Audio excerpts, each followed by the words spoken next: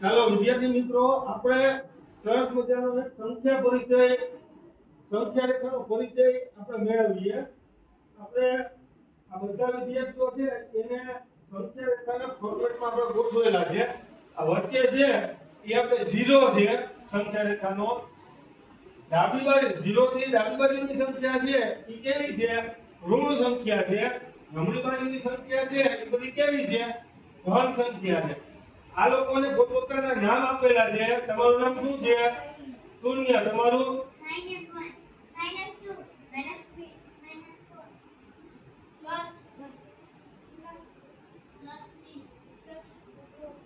આ બધા વિદ્યાર્થીઓના નામ છે, બરાબર? હવે આપણે અનુગામી સંખ્યા અને પુરોગામી સંખ્યા વિશે આપણે સમજીએ. તો અનુગામી સંખ્યા કોને કહેવાય? તો કે સંખ્યા રેખાથી તમે જમણી બાજુ ખસો તો તમને અનુગામી સંખ્યા મળે. એવી જ રીતે જો તમે સંખ્યા રેખાથી તમે ડાબી બાજુ તમે ખસો તો તમને પુરોગામી સંખ્યા મળે. ચાલો આપણે હેતભાઈને વિનંતી કરી. હેતભાઈ, તમારી અનુગામી સંખ્યા જણાવો. કઈ થશે? કઈ છે તમારી અનુગામી સંખ્યા? 2.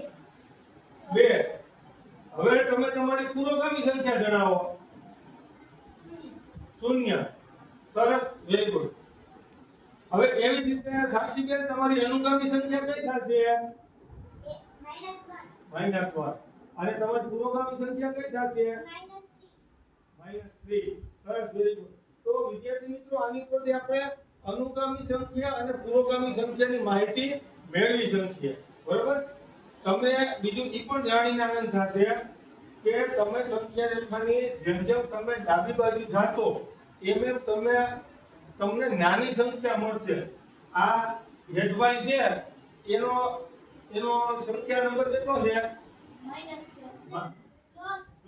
હવે આ એક ડબલ્યુ અને આ બીજું ડબલ્યુ આ બધું આવ્યા તો કઈ જગ્યાએ પહોંચ્યા? -1. તો -1 થી +1 કરતા કેવી સંખ્યા કહેવાય? નાની કહેવાય. સંખ્યા રેખા ઉપર તમે જેમ જેમ તમે ડાબી બાજુએ જતા જાવ એમ તમને સંખ્યા નાની મળતી જાય. સંખ્યા રેખા ઉપર તમે જેમ જેમ જમણી બાજુએ જતા જાવ એમ તમને સંખ્યા કેવી મળતી જાય? મોટી મળતી જાય.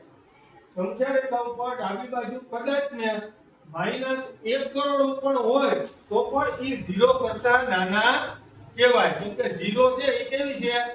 -1 કરોડની જમણી બાજુની સંખ્યા છે. હંમેશા જમણી બાજુની સંખ્યા છે એ ડાબી બાજુની સંખ્યા કરતા કેવી છે? મોટી. એટલે કે આ લોકો છે એ હંમેશા આ બધા કરતા મોટા રહે છે. આ બાજુથી જેમ જેમ આમ આગળ જતા જાઉં એમ સંખ્યા નાની આવતી જાય અને જેમ આ બાજુ આમ જતા જાઉં એમ સંખ્યા કેવી આવતી જાય?